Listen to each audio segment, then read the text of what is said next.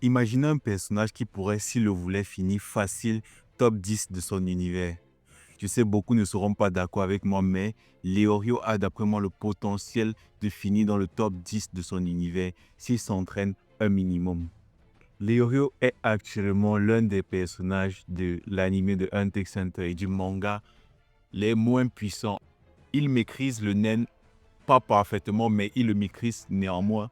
Il possède un Hatsu, mais il fait clairement partie de ceux-là ayant des capacités naines, mais restant faibles.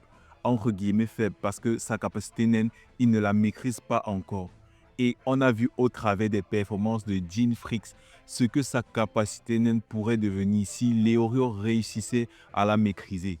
Donc je ne dis pas que Leorio va devenir le plus fort d'un coup juste en maîtrisant sa capacité naine. Mais je dis qu'en la maîtrisant, en réussissant à la maîtriser juste au niveau de ce que Jean nous a montré, il pourrait facilement se hisser dans les top puissances de l'univers de Hunter x Hunter. Leorio est actuellement pas très fort, mais en maîtrisant sa capacité naine, il pourrait clairement devenir un personnage plutôt intéressant sur le plan de la puissance.